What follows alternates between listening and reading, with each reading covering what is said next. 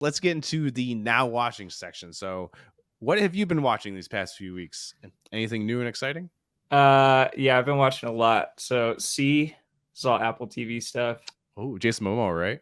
Yeah. Did you start that at Oh yeah, all? I have not watched that either.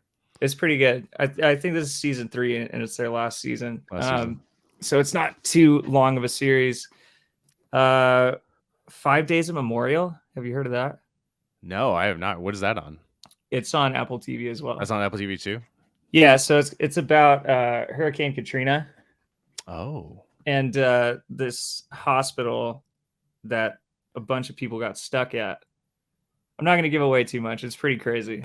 But they were stuck. Is it like there a for 5 documentary, days. or is it like No, a it's not a documentary. retelling? Yeah, it's a retelling. Okay, cool. Yeah. That's interesting. What else have I been watching? Handmaid's Tale just came back, so that. She-Hulk, been watching that. Talk about spoilers. She-Hulk gives so many spoilers of The Sopranos away. Yeah, they did.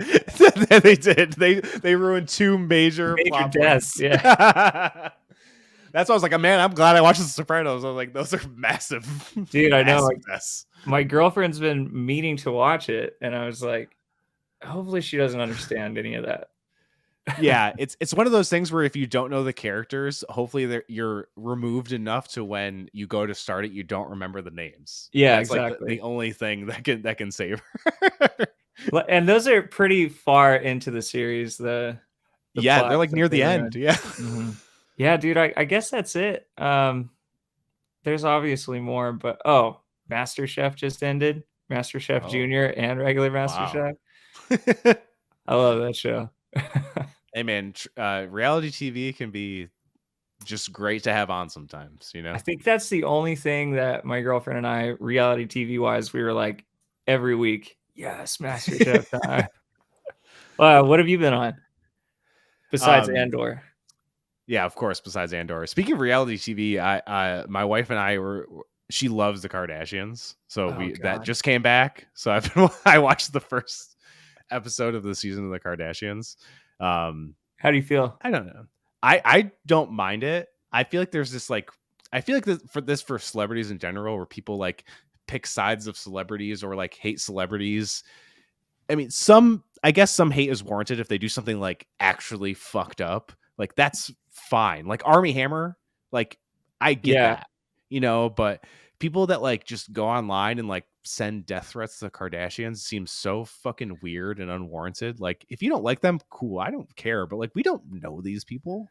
Like that's pretty psychotic for sure. Like, you know, it's like even like the Johnny Depp Amber Heard stuff. I'm like, why are you picking sides? They both seem crazy. Like, who cares? Like, none of them give a fuck about any of us. They're rich. Like, what? Like, people being like Team Johnny. I'm like, why? Why do you need to pick a side in this? There's no reason to pick a side in this. Like, what does that do for you? Nothing. Like it's so, that shit is so weird to me. So it's like, I don't mind the Kardashians. It's like pretty entertaining, like mindless reality TV. It's just like watching any other kind of reality TV. It's, you know, all just drama and nonsense basically. And you get to see Travis Barker's married to one of them. So I see Travis Barker on it, which is kind of cool. I don't know. It's interesting. It's fine. But that's like only one episode's out. So it's like, but that's like a very weekly thing. I'll watch with my wife. She like loves it to death. But what I've really been watching and into, we went and saw Clerks 3. It was a Fathom event, so it was only in like a few select dates, but he is doing the road show where he's like touring with it, and you can, if he's coming to your city, you can go see the movie, and they do a live Q&A and stuff like that, which is really awesome. And that movie was amazing. It's like everything you want in a Kevin Smith movie, but so much more. It has such an emotional heart to it that I don't think a lot of people were expecting, but it like really hits home. Like I was like bawling in it, and my wife's like, "Are you crying to this?" Because like, you know, it starts off with like dick and fart jokes, you know, and then by the end you're crying. It's like, what movies can do that? You know what I mean? So I love Kevin Smith. I love the Clerks movies, and this was like a perfect like ending to the Clerks trilogy, and just go in and with no expectations. I feel like a lot of people will be surprised by that movie. You know, he did that with the Jay and Silent Bob reboot as well. Yes. Yep. It was really emotional at times. Yep. This one's like the next level. Yeah. It's very, very akin to that, where it's like he feeds on his own nostalgia of his own stuff. It's very, you know, he has that quippy dialogue, super funny jokes, pop culture references out the ass, and then he just hits you with the gut punch. And he does it very hard in this movie, like multiple times too. It's really, really well done. It's so cool to see how he's like evolved over these last like 30 years, you know? So I definitely check out this movie. You can. I know it's coming on digital, I think in the next few months, probably after he's doing the roadshow and stuff, but if it's not coming anywhere near me, so I would have loved to have gone and seen that. But so if it's coming near you, go watch it. It was great. It was great. Nice. Then I also saw Pearl, the X prequel movie. It's one horror movie I'm up to date on. Yeah.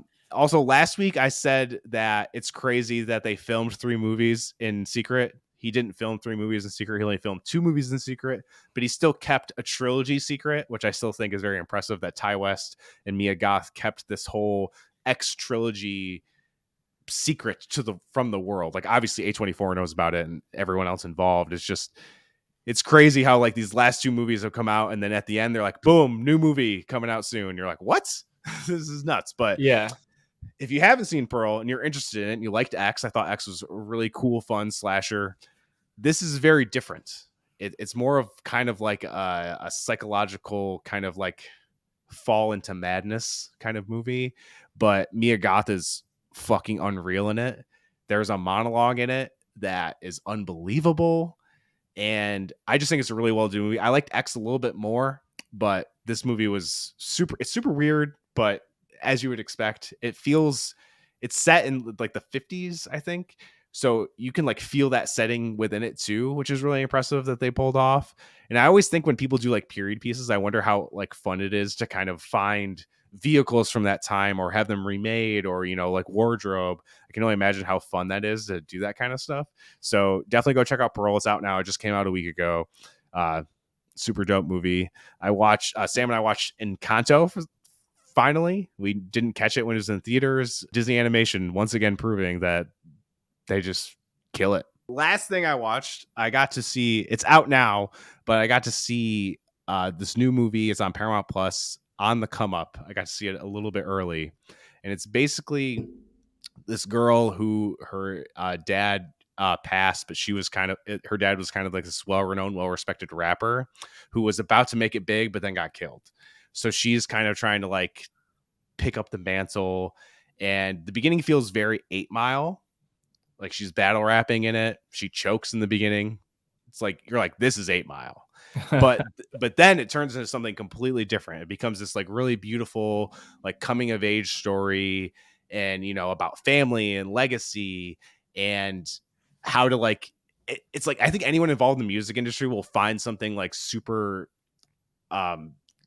I guess like you'll relate to it in a way because she comes to this point, like Method Man is in it and he's like this like super famous manager and he kind of comes in and is like, oh, I'll help you out. And he kind of tries to make her to be something that she's not so she can get famous rather than staying true to herself. And it's like, you know, it's like, it becomes like the whole thing. You're like, do I stay true to myself or do I get famous? You know, it's like one of those big battles. And I thought it was like really well done. And if you have Paramount Plus, if you're looking for something to watch, I know there's a million things to watch right now, but if you're looking for just like a solid movie, starts off like a little bit, you're like, I think it might be the 8 Mile thing. You're like, wow, this feels very 8 Mile. And some of the characters kind of seem like out of character in a way. They like seem like they don't fit a little bit, but after like the first like 15-20 minutes, it really starts getting rolling and like really finds its footing.